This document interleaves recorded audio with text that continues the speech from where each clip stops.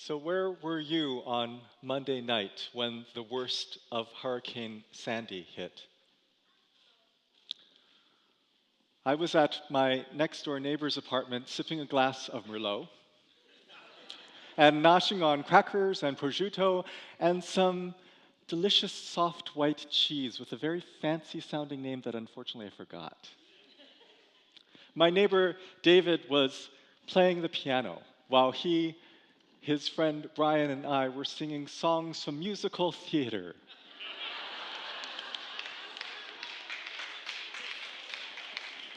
A very civilized way to weather the storm.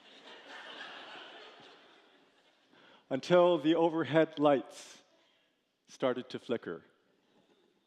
David looked up from his piano score. Brian and I exchanged a questioning glance. And the lights returned. We breathed a collective sigh of relief and went back to our show tunes. The lights flickered and returned a few more times until all at once the lights went out and the room went dark. David quickly got up from his piano and started to light candles, and the room slowly began to fill with light, a steady yellow flame from a delicately scented Parisian votive.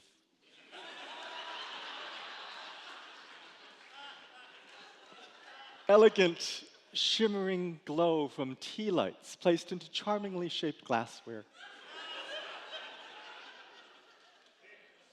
Brian eventually gravitated toward a different light source, his iPhone. David grabbed his iPad and he lifted it up, and together the three of us watched a video clip of Con Ed's 14th Street power station as it exploded in a dramatic explosion of white light. Each of us sank deeper into our chairs. This hurricane was far graver than show tunes and Merlot. Something very serious was happening. When I woke up on Tuesday, I opened my shades overlooking 7th Avenue and let in the misty gray light of late morning. A quick check around my apartment confirmed that I had no electricity and that I did have cooking gas and water. As I shivered with goosebumps under a brisk, cold shower, I found myself surprisingly overwhelmed with gratitude. Gratitude that the worst of the hurricane had passed. Gratitude that my building was still standing. Gratitude that I still had access to fresh water and that my toilet still flushed. As I started to think about living without electricity, however, my gratitude was quickly shadowed by worry and concerns. I had to inventory the perishable food in my refrigerator. I calculated what should be eaten and in what order. I made a grocery list of items I needed to cook the perishable food. When I left my apartment and headed uptown, it was already late afternoon. I stopped in every open bodega and Korean deli and 7-Eleven until I found the few items I needed.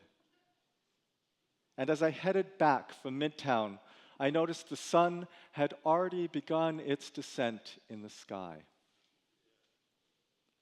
That day, I realized that I was a steward of light. A steward of light. You see, without electricity, sunlight was a much more precious resource. Daylight hours were much more valuable. Light was a gift that was abundant, but a gift that was also not unlimited. A gift that I had responsibility to use wisely. I was a steward of light. As evening approached, I realized that my resources for artificial light were very limited. Unlike my neighbor David, my inventory of candles included 3 small decorative candles shaped like Easter eggs, and an economy bag of tea lights from Bed Bath & Beyond. My tea lights did not glow and shimmer. Cheap tea lights, I soon discover, burn brightly for about 2 seconds. Then they quickly reduce to a small flame, and within a few minutes, wane into a tiny glowing ember. And so I spent the entire evening pouring wax out of the shallow tea lights so that more of their wicks could be exposed, so that more light could be produced. As soon as I took care of one tea light, another went out. I became a caretaker of candlelight, tending to each tea light as if they were baby birds needing to be fed. I became a steward of light. Before I go on, I have to say that these few days without electricity were exhausting. I spent most of my energy trying to figure out how to best use my hours during the day and my resources at night. At the end of each day, I was completely wiped out. And I was fortunate because I had cooking gas and water. Many of you had even less. And let's go by show of hands. How many of you were like me and had no electricity or still have no electricity? Many, many of us. How many of you with no water or plumbing? No heat? Wow, a lot of people. No phone service, either landline or cell phone? Wow. How about no access to transportation? And I'm imagining those of you who are worshiping online, you are raising your hand now.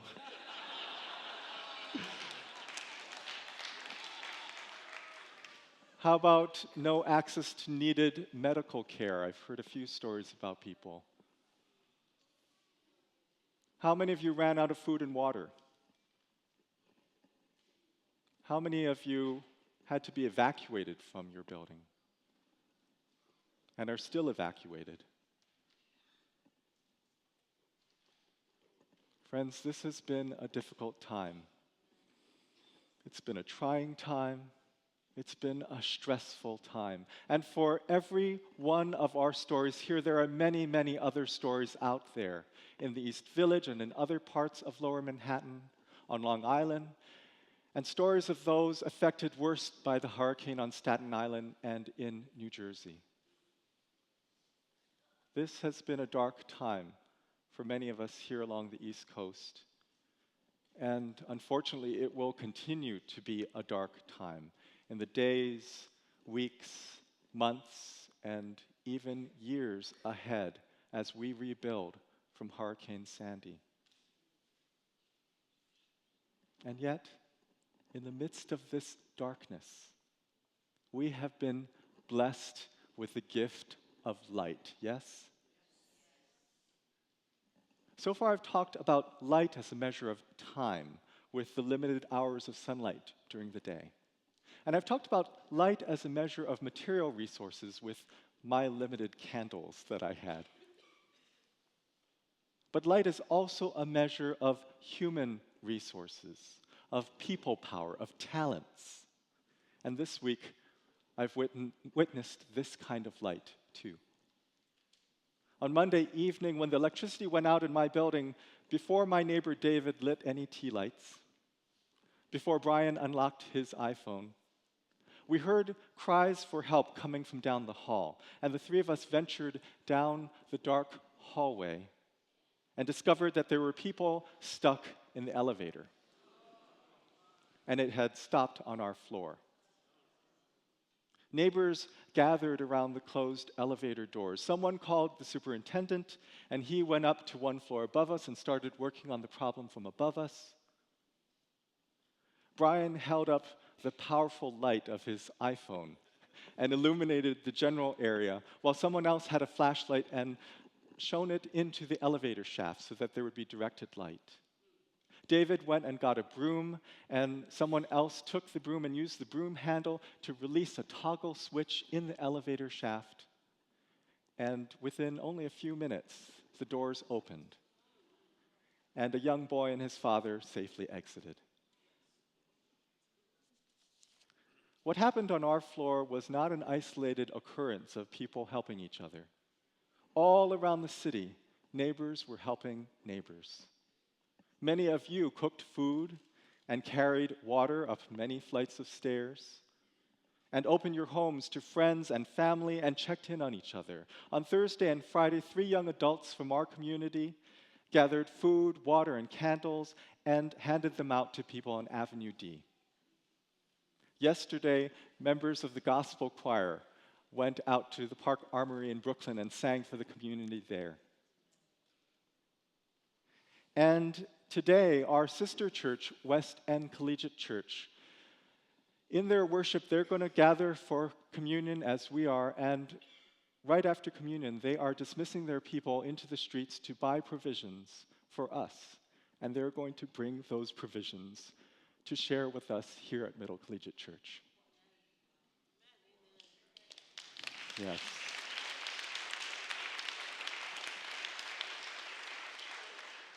And I'm sure you have your own stories about how you helped a neighbor or how you were helped by a neighbor. In the days after the hurricane, many of us have been putting to work the light of human resources, of people power, of talents. And this light is also a gift. This light is also abundant, but not unlimited. A gift that we have a responsibility to use wisely. We are stewards of this light. Our scripture reading today is a prayer offered by King David. And in this prayer, David offers praise to God for all that God has given the people of Israel: riches and honor, power and might, greatness and strength. David acknowledges that all things come from God. All things come from God. So when David and the people of Israel make offerings to God, they're in fact giving back to God what God had already given them in the first place. David proclaims, "O Lord our God, all this abundance that we have provided for building a house for your holy name comes from your hand and is all your own." In David's prayer, after offering this praise, he makes 2 petitions. First, he asks that God keep within the hearts of the people of Israel a spirit of free and joyous giving. Let them continue in their generosity. Let them be good stewards of the resources God has given them. And David's second petition, he asks that God keep his son faithful, and that God grant his son Solomon the ability to build the temple. Let Solomon be a faithful steward of the resources God has given him. Both spiritual, let him be faithful, and material, let him build the temple.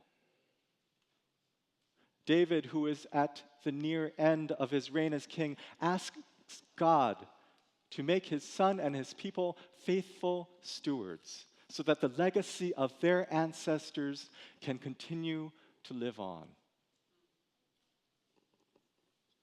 What kind of legacy are we at Middle Church today leaving for those who will come after us? We today are beneficiaries of the legacy left to us by the ancestors of this congregation. Just take a look around at this sanctuary. The beautiful wooden ceiling, the ornamental woodwork and painting, the stunning Tiffany stained glass windows. This building is almost 150 years old. Think of all the resources it took to build this building. Time, years and years of time. Material resources such as money and construction materials, and talents of architects and plumbers and woodworkers and artisans. The congregation of 1891, who built this building, had previously worshipped in a building on Lafayette Place and 4th Street. And that Middle Collegiate Church, that congregation, was the beneficiary of a prior congregation that had gathered on Nassau Street. The first Middle Collegiate Church, built in 1729, was the beneficiary of collegiate congregations that had traced their roots back to the very first congregation that formed in 1628, almost 400 years ago, when they gathered in Lower Manhattan to worship by candlelight.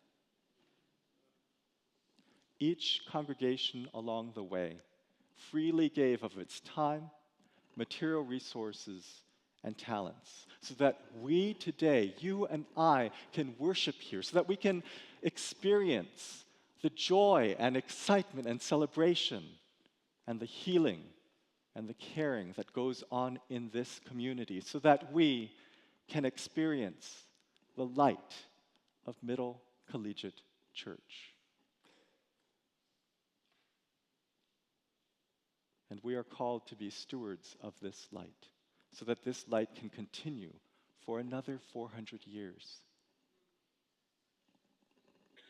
What does it look like to be a steward of light?